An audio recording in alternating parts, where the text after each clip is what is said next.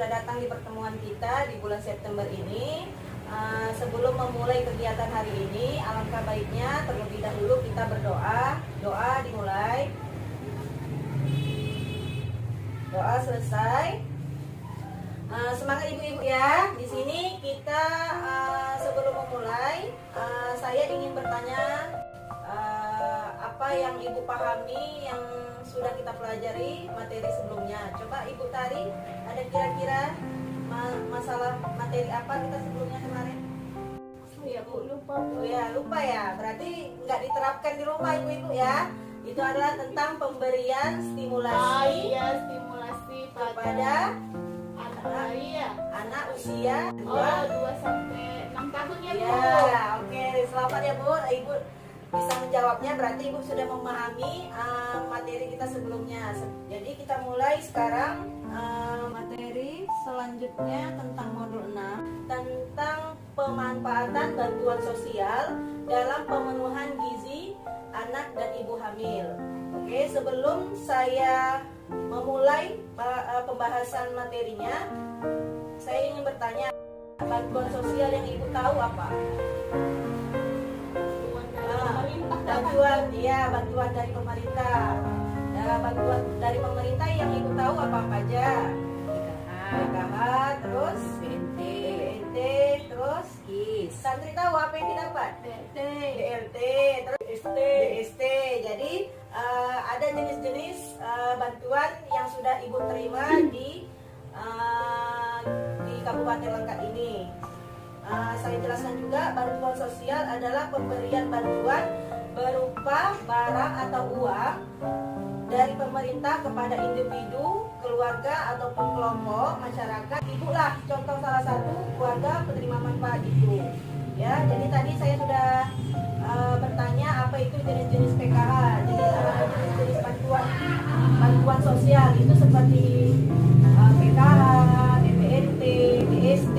Terus anak sekolah ibu dapat apa namanya? PIP kan, namanya Program Indonesia Pintar. Itu juga dapat. Terus subsidi listrik, ibu mendapatkan juga bantuan sosial. Terus yang baru-baru ini adalah bantuan BBM. PKH kegunaannya apa bu? Dari uang PKH itu ibu gunakan untuk apa? Membeli sembako, terus biaya anak sekolah, terus seragam sekolah. Terus sisanya itu bisa nggak untuk uang jajan anak sekolah bu? Bisa. Jadi utamakan dulu kalau uang PKH itu bisa untuk gizinya dulu. Utamakan dulu, mana tahu ibu kan dapat uang PKH langsung beli. Apalagi ibu ada balita nih, utamakan dulu beli entah susu, entah makanan yang bergizi atau buah-buahan. Terus yang tadi bantuan PIP tadi, bantuan Program Indonesia Pintar itu biasanya untuk membeli apa itu kira-kira? Kalau dapat bantuan dari sekolah, beli apa kira-kira biasanya? Beli buku. Terus ada nggak uang Indonesia Pintar itu untuk bayar uang sekolah bu? Atau uang buku? Ada. Ya, jadi kegunaan dari Program Indonesia Pintar tadi adalah untuk bisa membeli buku, membayar uang sekolah dan sebagainya yang diperlukan untuk kegiatan sekolah ya bu. Salah satu bantuan yang dapat dalam pencegahan dan penanganan stunting adalah bantuan uang yang dapat dibelanjakan di e-warung. Jadi selama BPNT itu adalah program pangan non tunai yang ibu terima setiap bulannya yang sebesar 200.000 yang ibu ambil di e-warung terdekat gitu. Menurut ibu dari yang dibelanjakan itu masuk nggak karbohidratnya, proteinnya? Masuk. Jadi ada berasnya kan? Jadi beras itu mengandung karbohidrat.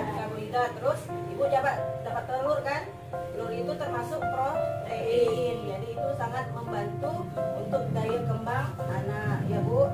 Jadi saya akan menjelaskan zat gizi pada bahan makanan. Ada terdiri dari 3. Yang pertama tadi makanan pokok atau disebut karbohidrat. Apa karbohidrat itu bu? Seperti apa dia?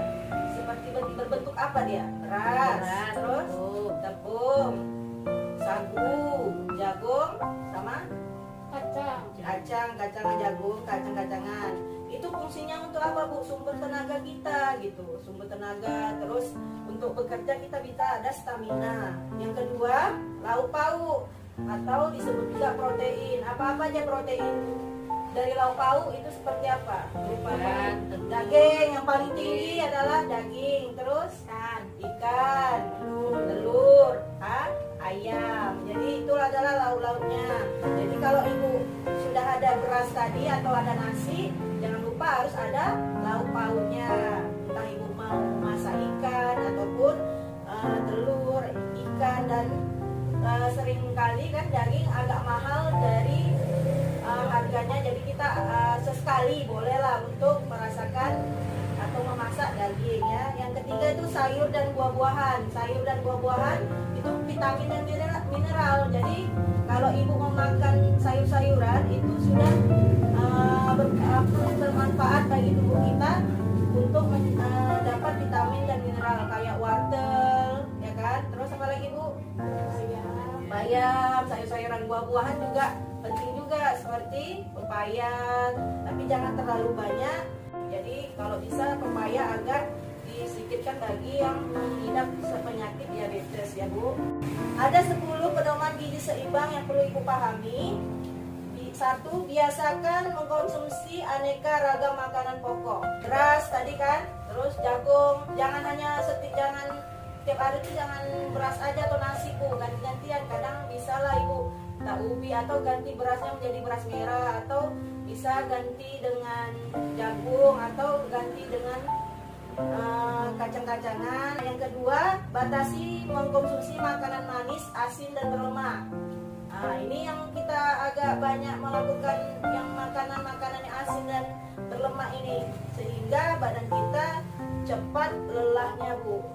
Terus yang ketiga, lakukan aktivitas fisik yang cukup dan pertahanan berat badan ideal. Nah, ini saya agak berat nih, Bu. Saya aja udah berat idealnya, nggak mungkin saya menyuruh ibu-ibu mau yang cukup berat. Saya udah melakukan kegiatan yang maksud saya beratnya aja saya sudah nggak ideal. Ya, jangan mencontoh saya. Yang keempat, biasakan konsumsi lauk yang mengandung protein tinggi. Tadi protein tinggi daging. Sesekali untuk masak daging boleh ya, Bu. Yang keenam, cuci tangan pakai sabun dengan air mengalir. Nah, ini dia, rata-rata kita mencuci tangan pakai air biasa aja, rupanya kuman-kumannya tidak hilang. Makanya gunakan sabun untuk bakteri-bakteri dan kuman tidak menempel pada lauk atau makanan yang kita makan. Yang keenam, biasakan sarapan pagi. Nah, ini dia, sarapan pagi ini kadang-kadang ada yang mences diri sendiri. Oh, nanti kalau aku sarapan pagi kebanyakan sakit perut atau sebagainya. 7. Biasakan minum air putih yang cukup dan aman. Jadi setiap pagi habis tidur, sebelum tidur dan habis tidur, bangun tidur. 8. Banyak makan buah dan sayur. Ini agak jarang kalau masalah buah ya, Bu, karena memang mahal kali ya, Bu. 9. Biasakan membaca label pada kemasan makanan.